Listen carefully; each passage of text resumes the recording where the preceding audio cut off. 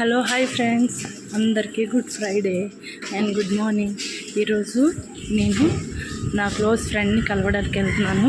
మీకు కూడా చూపిస్తాను, చూడండి, పరిచయం చేయిస్తాను, ఓకేనా?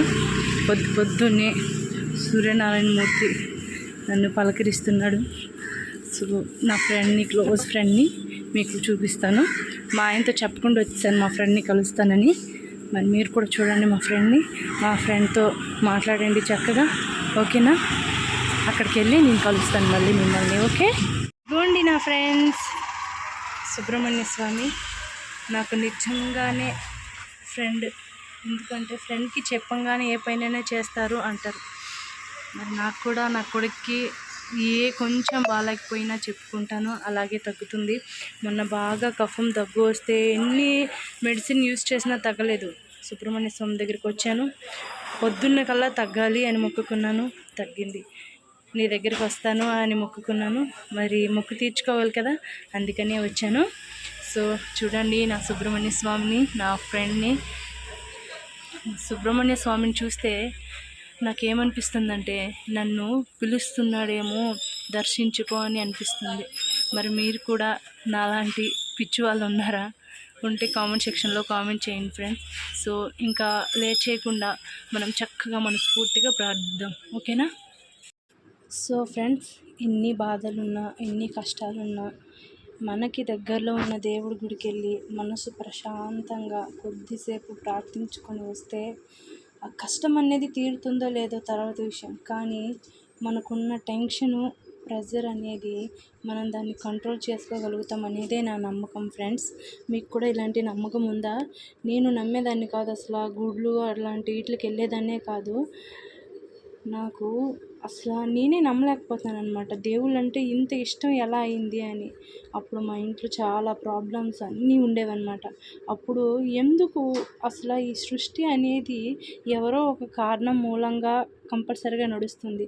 సో అది ఈ దేవుళ్ళే అనే పేరు ఏమో అని అనిపించి అప్పటి నుంచి వెళ్ళాను. అలా అలా అలా ప్రతి కోరిక తీరుతుంది నాది. అయితే అంత పెద్ద కోరికలు కాదు, ఇంట్లో ప్రశాంతంగా ఉండాలి, చిన్న చిన్న ఒంట్లో బాగాలేకపోవడాలు, లేకపోతే ఇంకొకటి చిన్న చిన్నవి, అవి అలానే తీరాలని కోరుకోవడం, తీరడం, అలా దేవుళ్ళ పైన నాకు బాగా నమ్మకం వచ్చింది.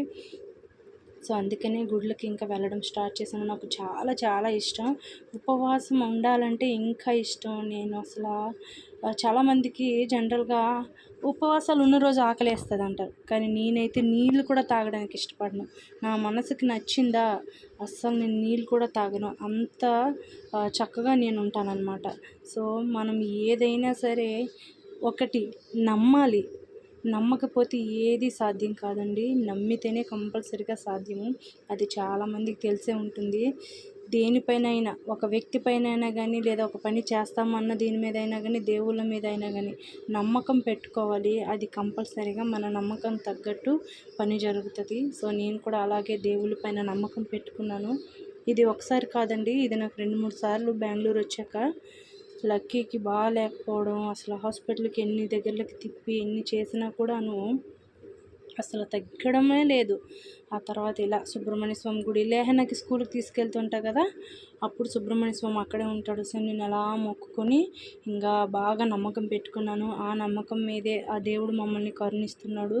నాకు నిజంగా ఒక ఫ్రెండ్ లాగా, నేను అబద్ధం చెప్పట్లేదు, మనసుకి సాక్షిగా చెప్తున్నాను. ఒక దేవుడు మనకి ఫ్రెండ్ అవ్వడం అనేది అసలు జరగని పని, కానీ మనసులు సాధించుకుంటే ఏదైనా జరుగుతుంది కదా. అలాగే నేను కూడా నాకు ఫ్రెండ్ అవ్వాలి, ఫ్రెండ్ అంటే ఎప్పుడూ మనకు తోడు, మన పక్కనే ఉంటాడు అనే ఒక నమ్మకం మీద నేను ఫ్రెండ్ అని పిలుస్తున్నాను అనమాట. ఎందుకంటే మనం మనసు పూర్తిగా ఏదైనా విషయాలు, మన కష్టం, సుఖం, సరదాలు చెప్పుకోవాలంటే ఎవరో ఒకరు ఉండాలి కదా. అది నాకు దేవుడేని. నిజంగా సుబ్రహ్మణ్య స్వామి అనే కాదు, ప్రతి దేవుడు, 3 దేవుళ్ళందరికీ నేను ప్రార్థిస్తాను, ఒకరికి కాదు.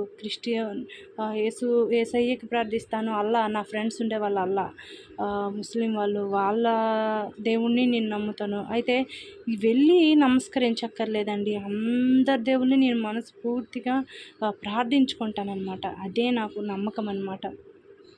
వీళ్ళు వాళ్ళు అని తేడా లేకుండా నేను అన్ని దేవుళ్ళని ప్రార్థించుకుంటా. అయితే సుబ్రహ్మణ్య స్వామి ఎందుకంటే నాకు మా ఇంటికి దగ్గరలో ఉంటుంది కాబట్టి నేను వెళ్ళి పూజ చేసుకోవడం కానీ ఏదైనా కష్టం వస్తే అక్కడికి చెప్పుకోవడం కానీ జరుగుతుంది అంతే. అయితే ఎందుకు ఇన్ని చెప్తున్నాను అంటారా? ప్రతి మనిషికి కష్టం అనేది కంపల్సరిగా వస్తుంది. అప్పుడు ఓర్పు ఉండదన్నమాట. ఏమేమో అయిపోతుంది. అదంతా మనం నిలకడగా లేకపోవడం వల్ల, మన మనసు స్థిమితం లేకపోవడం వల్ల. సో అలా ఉండాలి అంటే కంపల్సరిగా మీకు నచ్చిన దేవుడి దగ్గరికి, లేదా మీకు దగ్గరలో ఉన్న దేవుడి దగ్గరికి, లేదా ఇంట్లోనే ఏదో ఒక దేవుళ్ళకి ప్రార్థించుకుంటూ ఉండండి. మీ మనసు మీకే ధైర్యం చెప్తుంది. నేను చెప్పాలనుకున్నది అదే. మనకు ధైర్యాన్ని ఇచ్చేవాళ్ళే మన ఫ్రెండ్స్. అదే నేను దేవుడని నమ్ముతున్నాను. సో మీరు కూడా కంపల్సరిగా ఇటువంటి నమ్మకాలు ఉంటే నాకు కామెంట్ సెక్షన్లో కామెంట్ చేయండి. ఓకేనా ఫ్రెండ్స్? సో మీకు వీడియోలో నాది లెఫ్ట్ హ్యాండ్లా కనిపిస్తుంది కదా, నాకు కూడా అలాగే కనిపిస్తుంది. మరి మీకు ఎలా కనిపిస్తుందో, బట్ నేను రైట్ హ్యాండ్తో చేశాను. సో కామెంట్ సెక్షన్లో కామెంట్ చేస్తారేమో. సో మాకు మల్లెపూలు ఇంకా బెంగళూరులో చెప్పక్కర్లేదు, చాలా చౌకగా దొరుకుతాయి. కాబట్టి మల్లెపూల కూర ఒక మూర తీసుకొని పంచామృతాలతో అభిషేకం చేశాను ఆ స్వామికి. ఇంకా ప్రసాదాలు అన్నీ పైన పెట్టేసి మనస్తృప్తిగా నా కొడుకుకి ఆ జలుబు దగ్గు అంతా నయం చేసినందుకు నీకు కృతజ్ఞరాలనై ఉంటానని మనస్ఫూర్తిగా మొక్కుకొని సంతోషంగా మళ్ళీ ఇంటికి వచ్చేసాను. సో నాలాంటి పిచ్చి వాళ్ళు ఉండే ఉంటారు. ఎందుకు అంటే లేకపోతే దేవుడు అనే నమ్మకం లేదా దేవుడు అనేవాళ్ళు ఉండరు.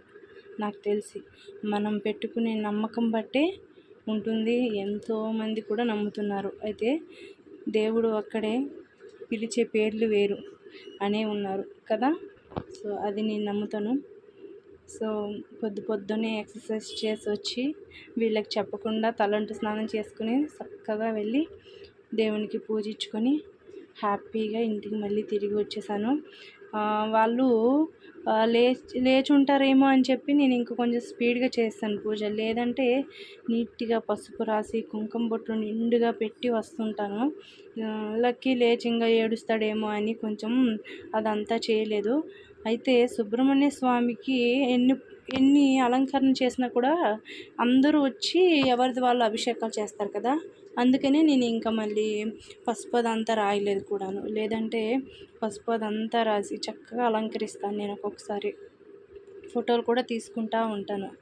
సో నాకు చాలా అంటే చాలా చాలా ఇష్టం అలా అలంకరించడం, దేవుడి సేవలకు వెళ్ళడం, దేవుడి దగ్గర కడుక్కుంటూ ముగ్గులు వేసుకొని బొట్లు పెట్టుకొని ఉండడం అంటే నాకు చాలా చాలా ఇంట్రెస్ట్. సో నేను అలా ప్రార్థించుకుంటూ ఉంటాను. నాకు కష్టం వచ్చినప్పుడు, సుఖం వచ్చినప్పుడు నేను అన్నీ దేవుడితోనే చెప్పుకుంటూ ఉంటాను, అనుకుంటూ ఉంటాను. దేవుడు ఎక్కడో ఉండడు, మనిషి రూపంలో వస్తాడు అని.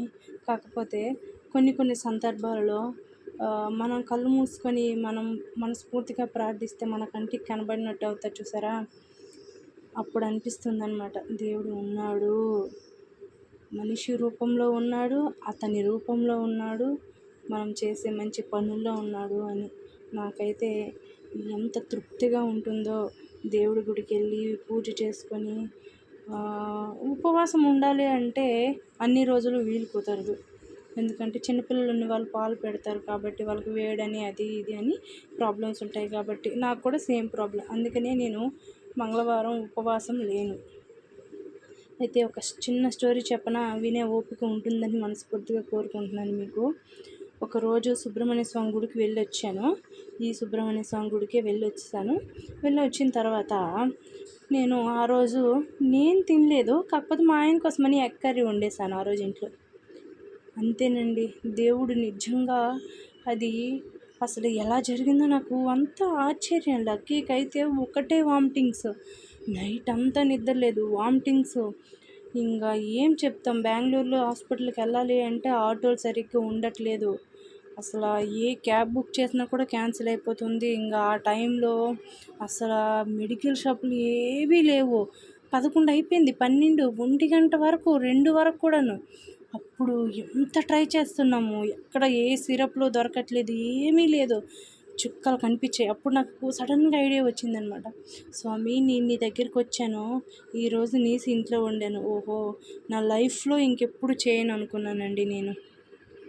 చక్కగా పూజించేసుకున్నాను. పెరుగు పాలు పంచామృతాలు వేసేసాను, అరటిపళ్ళు అంతా పెట్టేశాను. సో పైన పెట్టాను, అందరూ దర్శించుకోండి.